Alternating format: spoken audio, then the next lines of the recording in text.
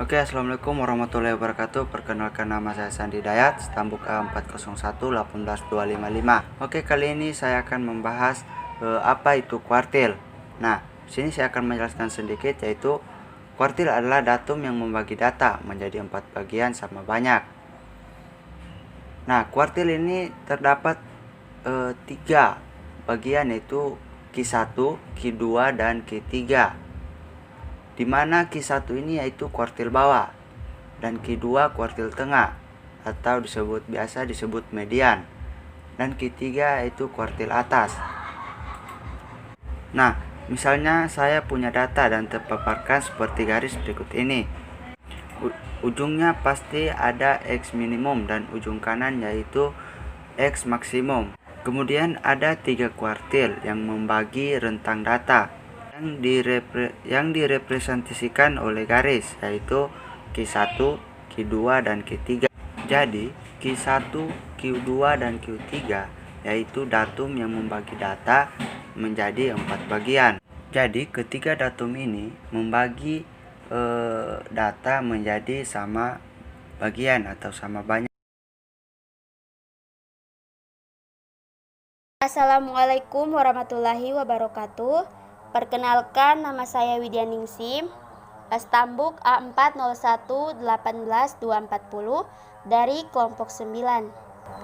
Kali ini saya akan menjelaskan materi tentang desil. Apakah itu desil? Desil adalah istilah statistik yang membagi sekumpulan data yang terurut menjadi 10 bagian. Secara sistematis, desil biasa dilambangkan dengan huruf D. Karena desil membagi data menjadi 10 bagian, maka dasar perhitungan desil memakai angka persepuluhan.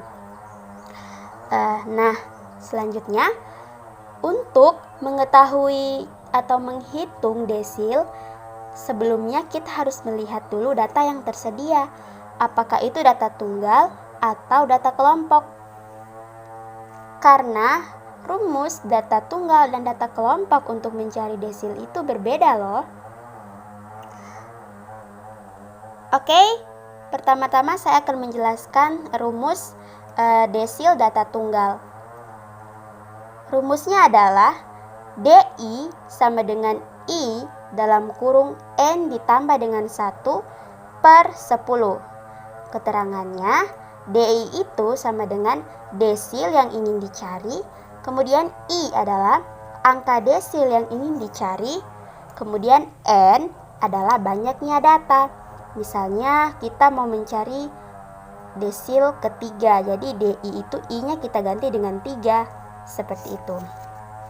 Kemudian selanjutnya, rumus desil data kelompok.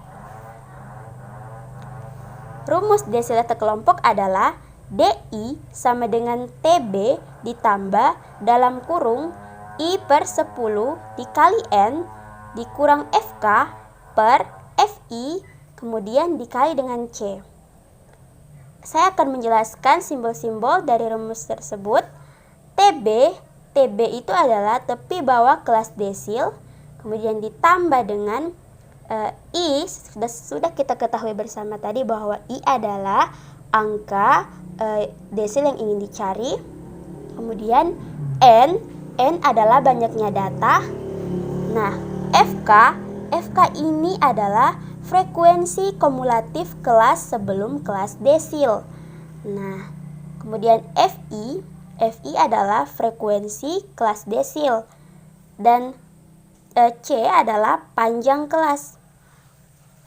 Maksudnya panjang kelas di sini adalah misalkan 30, ada tertulis di situ di data kelompok 30 sampai 33, berarti dia kelasnya itu kita hitung dari 30, 31, 32, 33, berarti ada 4 kelas. Seperti itu. Demikianlah materi desil dari saya. Saya akhiri. Terima kasih. Assalamualaikum warahmatullahi wabarakatuh. Perkenalkan, nama saya Tasya Maharani, stambuk A401-18231.